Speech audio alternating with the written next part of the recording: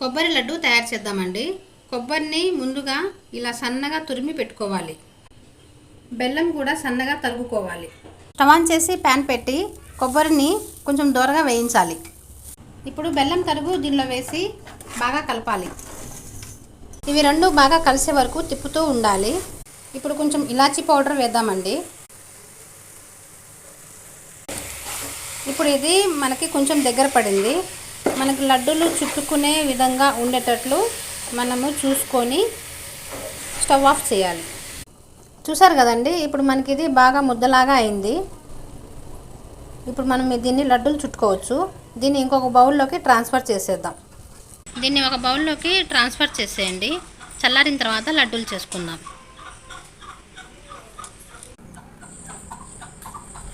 నెయ్యి రాసుకుంటూ ఉండలు చేసుకోండి. చూసారు కదండి, కొబ్బరి లడ్డూలు అయితే రెడీ అయిపోయినాయి.